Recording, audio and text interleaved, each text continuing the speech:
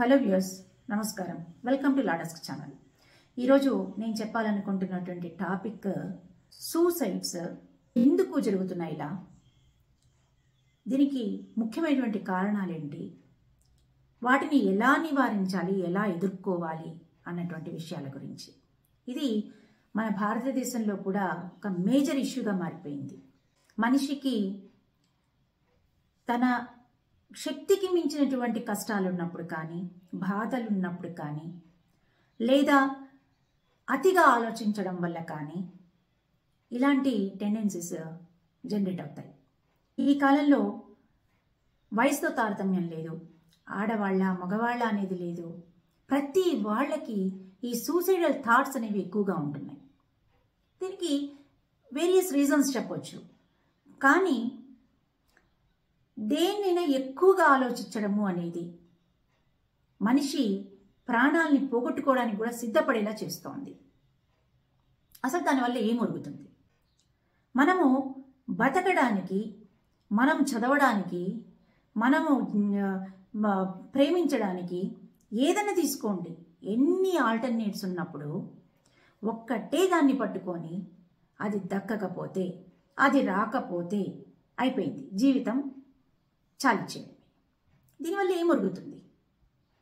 మీపైన ఆధారపడ్డ వాళ్ళు, మిమ్మల్ని నమ్ముకున్న వాళ్ళు, మీ తల్లిదండ్రులు, మీ భార్య బిడ్డలు జీవితాంతము జీవశ్చవాలుగా మిగిలిపోతున్నారు, అనాథలైపోతున్నారు పిల్లలు. ఇది కరెక్టా?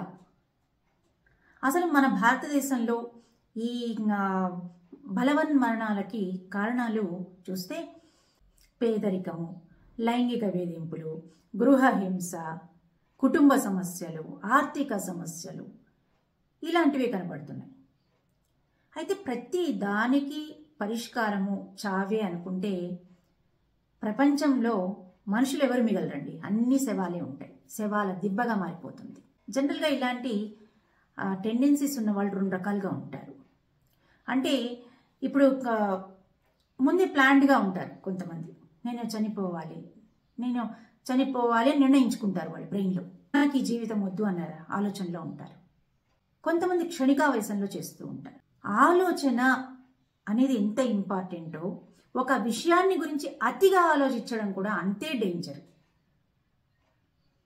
ఎక్కువగా ఒకేదాన్ని పదే పదే పదే పదే ఆలోచించడం వల్ల నెగిటివిటీ పేరుకుపోతుంది బ్రెయిన్లో. అది పాజిటివ్ వైబ్స్ని రానీకుండా బ్రెయిన్లోకి అడ్డుకొని వాటి హవా నడిపిస్తుంది. దానివల్ల ఏమైపోతుంది, మనిషి నిస్సహాయతకు లోనైపోతాడు, డిప్రెషన్కి వెళ్ళిపోతాడు. ఆ డిప్రెషన్లో మనకి ఏ థాట్స్ రావు, ఒక్క సూసైడల్ థాట్స్ తప్పనిచ్చి. ఇది ఎంతవరకు కరెక్ట్? ప్రతిదానికి సమస్యకు పరిష్కారం చావేనా? మార్కులు రాకపోతే చనిపోతామని పిల్లలు అంటారు, ర్యాంక్ రాకపోతే చనిపోతున్నారు, ఇంట్లో గొడవలుంటే చనిపోతున్నారు, తిడితే ఇంట్లో తల్లిదండ్రులు తిడితే చనిపోతున్నారు, సూసైడ్స్ చేసుకుంటున్నారు. ఏంటండి అది? మనిషి అంటే మనిషి ఆలోచన విధానము, మానసిక స్థితి ఎంత దిగజారిపోయింది అంటే మనిషికి ఇంకా రెండో ఆలోచన లేదు. ఒకరు నన్ను అన్నారంటే నేను, నన్ను అని ఒక ఈగోయిస్టిక్ మెంటాలిటీ తన ప్రాణాన్ని త్యజించడానికి కూడా సిద్ధపడేలా చేస్తోంది. ఇదే క్షణికావేశం. ఆలోచించండి, సహనం కావాలి, ప్రతి దానికి సహనం కావాలి. కొంపలేం మునిగిపోవు. ఒక క్షణం ఆలోచించండి.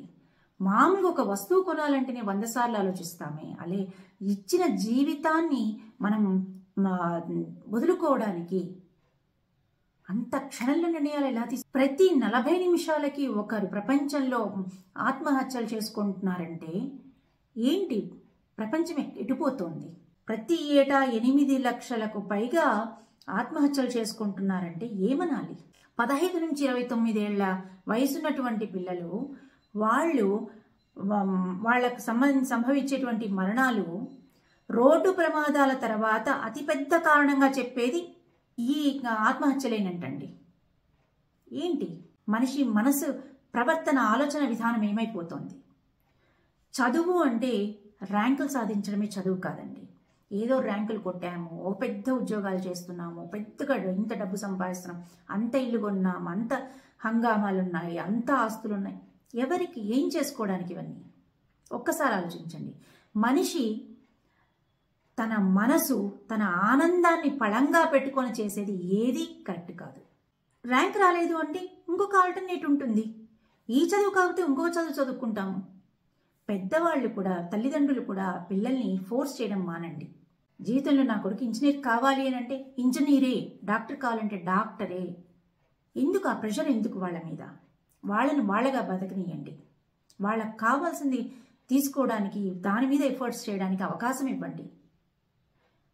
ఎఫర్ట్స్ పెట్టే అవకాశాలు ఇవ్వకుండా మనకి కావాల్సినటువంటి ఆశలని, ఆశయాల్ని వాళ్ళ మీద రుద్ది తీసుకెళ్ళి వాళ్ళని ఎక్కడనో హాస్టల్లో పడేసి వాళ్ళు డే అండ్ నైట్లు అక్కడ చదవలేక అవస్థలు పడుతూ, ఇటు తల్లిదండ్రులకు చెప్పుకోలేక, అటు చదవలేక, ఎవరికి చెప్పుకోలేని పరిస్థితుల్లో ఆత్మహత్యలు చేసుకునే వాళ్ళు కోకొల్లలు కనబడుతున్నారు ఇప్పుడు. దీనిలో ప్రతి ఒక్కరి బాధ్యత ఉంది. ఇటు తల్లిదండ్రుల బాధ్యత ఉంది, ఇటు పిల్లల బాధ్యత ఉంది. పిల్లలు కూడా అంతే. వాళ్ళు కూడా తమకు దక్కలేదు అని అంటే తల్లిదండ్రులు శక్తికి మించిన, తలకు మించిన భారాన్ని వాళ్ళు మొయ్యాలి అంటే ఎలా సాధ్యమవుతుంది? పిల్లలు కూడా అర్థం చేసుకోవాలి. తల్లిదండ్రులు ఒక మంచి పని, ఇది మంచిది అని చెప్పడం తప్పు అని అంటే, ఒక మాట చనంగానే పిల్లలు ఆత్మహత్యలు చేసుకుంటామంటే అది ఎంతవరకు కరెక్ట్? తల్లిదండ్రులు అన్న తర్వాత మీ మంచి కోసమే అంటారు తప్పనిచ్చి వేరొక కాదు కదా. మరి ఆలోచించలేందుకు? ఒక ఇంట్లో ఒకరు సూసైడ్ చేసుకున్నారు అంటే కుటుంబం మొత్తం రోడ్డున పడిపోతోంది, నిరాధారమైపోతోంది. కాబట్టి వరల్డ్ హెల్త్ ఆర్గనైజేషను సెప్టెంబర్ 10వ తారీఖుని ప్రపంచ ఆత్మహత్యల నివారణ దినోత్సవంగా ప్రకటించింది. ఇలాంటి పరిస్థితుల్లో ఉన్నారు అంటే మన వంతుగా మనం ఏం చేయగలమో వాళ్ళని అటువంటి పరిస్థితుల నుంచి బయటికి తీసుకురావడానికి ప్రయత్నించాలి. మనం ప్రొఫెషనల్స్ కాకపోవచ్చు, మనస్తత్వ నిపుణులము కాకపోవచ్చు, డాక్టర్స్మి కాకపోవచ్చు, కానీ మన వంతుగా సాటి వ్యక్తి ఇలాంటి పరిస్థితుల్లో ఉన్నాడు, ఇలాంటి సిమ్టమ్స్ కనబడుతున్నాయని తెలిస్తే మాత్రం ఖచ్చితంగా ఆ వ్యక్తికి ధైర్యం చెప్పడంలో ఎలాంటి తప్పు ఉండదు. అయితే ఈ ఆత్మహత్య చేసుకునే టెండెన్సీస్ ఉన్న వాళ్ళు కొన్ని వార్నింగ్ సిమ్టమ్స్ ఉంటాయండి. ఆ సిమ్టమ్స్ని బట్టి వీళ్ళు ఇలాంటి టెండెన్సీతో ఉన్నారు అనేది మనకు అర్థమవుతుంది. అంటే పదే పదే దాన్ని రిపీట్ చేస్తూ ఉంటారు, దాన్ని అంటూ ఉంటారు. అంటే సూసైడ్ గురించి మాట్లాడుతూ ఉంటారు. తను ఏదో నిస్సహాయంగా ఉన్నట్టు, నిరుత్సాహంగా ఉన్నట్టు, వాళ్ళ ప్రవర్తన ఆ రకంగా ఉంటుంది. నలుగురితో కలవరు, ఒంటరిగా ఉండడానికి ఇష్టపడుతూ ఉంటారు, దేని విషయం గురించి మాట్లాడరు, యాక్టివ్గా కనిపించరు, ప్రతి దాని గురించి ఎక్కువగా ఆలోచిస్తూ ఉంటారు. అలాంటి సిమ్టమ్స్ కనబడితే కనుక వాళ్ళు అంటే ఏదో ఒకటి ఆలోచిస్తూ ఉంటారనమాట. ఓవరాల్గా ఏంటంటే ఎప్పుడు పరధ్యానంగా ఉంటారనమాట. అలాంటి పరధ్యానంగా ఉండే వాళ్ళు ఏదో ఆలోచిస్తున్నారని మీనింగ్. వాళ్ళకి ఎక్కదు, ఎదుటివాడు ఏం చెప్తున్నారో ఎక్కదు, దేని గురించి ఇంట్రెస్ట్ ఉండదు, చేసే పని మీద దృష్టి ఉండదు, తిట్టించుకుంటూ ఉంటారు, బాధపడుతూ ఉంటారు, తనలో తానే కుమిలిపోతూ ఉంటారు.